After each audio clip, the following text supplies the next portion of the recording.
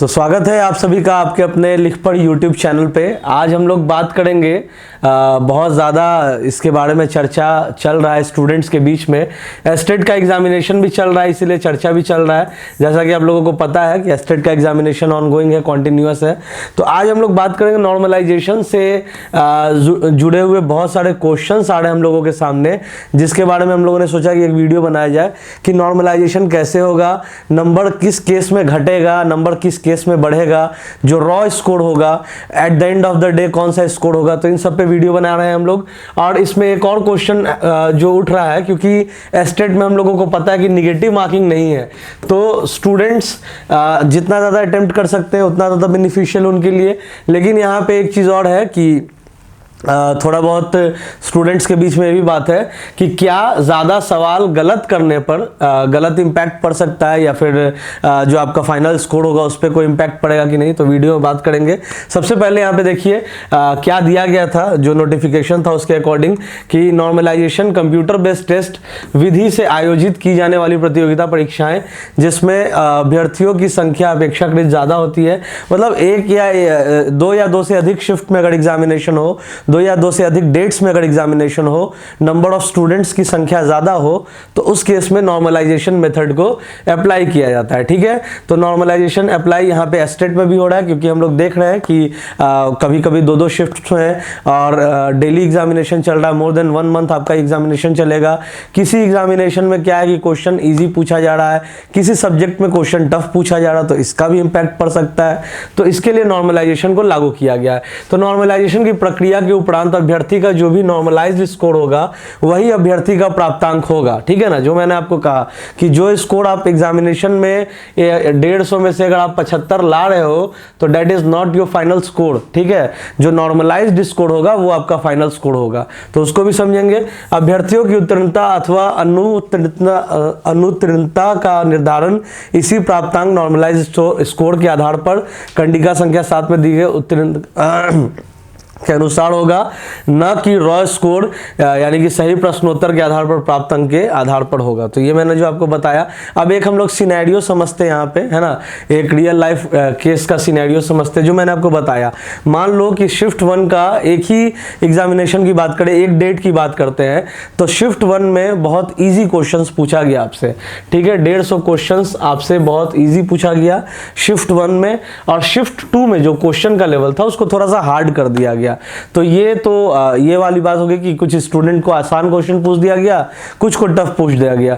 तो यहाँ पे कैसे नॉर्मलाइजेशन होगा, तो शिफ्ट 1 में इजी क्वेश्चन था चूंकि, तो स्टूडेंट्स ने धड़ाधड़ जो है एकदम धमाकेदार अंदाज में धुआंधार बल्लेबाजी की, और किसी ने 120 स्कोर किया, किसी ने 150 स्कोर किया, किसी ने 130, किसी ने 120, और आपका स्कोर जो था वो 76 था।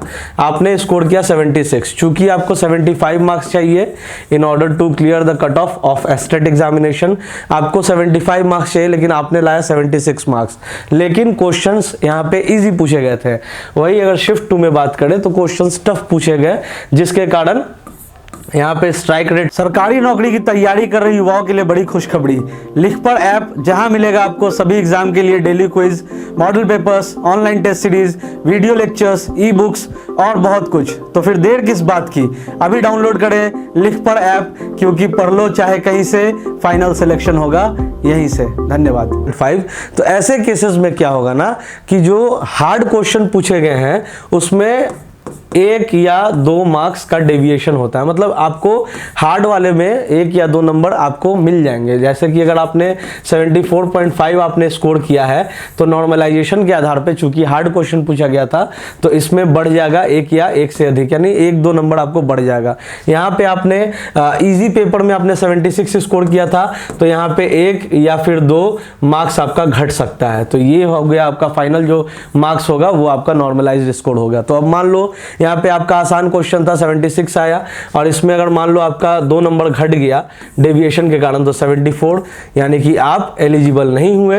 यहाँ पे आपने 74.5 स्कोर करा, और आप जो थे यहाँ पे हार्ड पेपर आपने दिया, और यहाँ पे मान लो कि आपका बढ़ गया 1 नंबर, 74.5 में बढ़ गया 1 नंबर, तो आपका हो गया 75.5। That means you are eligible, you have successfully cleared your estate examination. तो ये था आपका जो हम लोगों ने आपको समझाने की यहाँ पे कोशिश की। यहाँ पे वही चीज़ दिया गया जो हम लोगों ने आपको बताया कि किसी सामान्य श्रेणी के अभ्यर्थी का 150 अंकों की परीक्षा में रॉ स्कोर 76 है और नॉर्मलाइजेशन प्रक्रिया के बाद उसका स्कोर 74.9 आता है, तो इस केस में अभ्यर्थी जो है उसको फेल माना जाएगा, ठीक है ना, उसको पास नहीं माना जाएगा। और ये जो डेविएशन होता है जो मैंने आपको बताया 1 या 2 मार्क्स का ही होता है, मतलब बढ़ेगा भी तो 1-2 मार्क्स, घटेगा भी तो 1-2 मार्क्स। घटता बहुत कम केसेस में है, लेकिन घटेगा भी अगर तो 1-2 मार्क्स घटेगा, बढ़ेगा भी तो 1-2 मार्क्स घटेगा।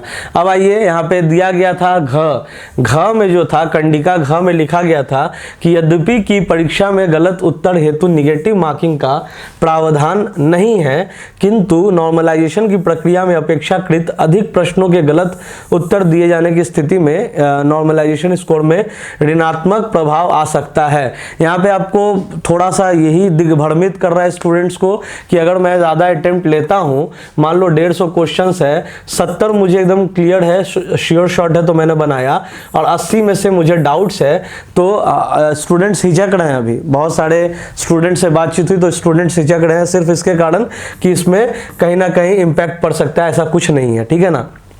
80 क्वेश्चंस अगर आप ऐसे ही छोड़ देते हो तो वो ज़्यादा गलत कर रहे हो आप। 80 क्वेश्चंस है तो 80 का 80 पे आप अटेम्प्ट लो, क्योंकि निगेटिव मार्किंग नहीं है। और अगर 80 में आप मान लो कि आप 40 या 50 भी स्कोर कर लेते हो सक्सेसफुली, और यहाँ पे आपने 70 ऑलरेडी किया हुआ, तो आपका कट ऑफ ऐसे भी क्लियर होगा। तो इसमें कोई डरने वाली बात नहीं है। ऋणात्मक का मतलब होता है बहुत अगर होगा, तो जो मैंने स्टार्टिंग में बताया जो डेविएशन होगा ना, वो 1-2 नंबर का होगा, वो 1-2 नंबर का होगा। और ये किन के लिए? जो बॉर्डर लाइन पे है, जिनका कट ऑफ 1 या 2 नंबर से आगे पीछे हो रहा है, उनके लिए दिक्कत वाली बात है। लेकिन अगर आप 110, 100, 150, 95, 90 अगर आप स्कोर करते हो तो आपके लिए कहीं पे भी कोई परेशानी की सबब नहीं है। ये बहुत ही बेहतरीन मौका है, इसलिए जितने भी क्वेश्चंस आपसे बनते हैं उसको बनाइए, बाकी जितने भी बच रहे हैं उसको अटेम्प्ट जरूर से जरूर कीजिए, क्योंकि उससे क्या होगा कि आपका नंबर मार्क्स का जो है प्रोबेबिलिटी वो बढ़ेगा, और आपका at the end of the day आपका जो चांसेस है स्टेट क्लियर करने का वो भी बढ़ेगा। तो ये आशा करते हैं हम लोग नॉर्मलाइजेशन की जो बातें हम लोग यहाँ पे की, हार्ड क्वेश्चन, इजी क्वेश्चन, किस तरीके से नॉर्मलाइजेशन होगा, कितने नंबरों का जो है डिफरेंसेस होगा, डेविएशन होगा, उसके बारे में बात किया। क्या अगर ज़्यादा अटेम्प्ट लेते तो दिक्कत होगा, तो सारी चीज़ों पे हम लोगों ने यहाँ पे चर्चा की। और यहाँ पे आप देख सकते हो नंबर कैसे घटेगा बढ़ेगा, क्या गलत करने पर जो है इम्पैक्ट पड़ेगा, तो इन सभी के बारे में हम लोगों ने क्लियर किया। आशा करते हैं कि आपका जितना भी डाउट्स होगा क्लियर हो गया होगा। और अगर आप आगामी परीक्षा की तैयारी कर रहे हो, स्टेट अगर आपका होने वाला है, तो जैसा कि हम लोगों ने आपको बताया कि हम लोग जो आपका लिखपढ़ ऐप है, जिस पे डिस्क्रिप्शन में हम लोग लिंक लगा देंगे, उसमें स्टेट के जितने भी पेपर्स है, पेपर 1, पेपर 2 की बात कर लो, यहाँ पे आप देख सकते हो अप्रॉक्स ऑल द सब्जेक्ट जितने भी हैं उन सब का, कंप्यूटर साइंस की बात कर लो, कॉमर्स की बात कर लो, सोशियोलॉजी की बात कर लो, social studies, Hindi, English, mathematics, science, history, geography, सब का आपका टेस्ट है एकदम हूबहू जो आपका TCS आयॉन जिस एग्जामिनेशन पैटर्न को फॉलो कर रहा है, सिमिलरली उसी तरीके पे डिस्क्रिप्शन में लिंक है, जाकर के मॉक टेस्ट लगाइए और अपनी तैयारी को नया आयाम दीजिए। Thanks for watching and all the best for the upcoming examination. Thank you.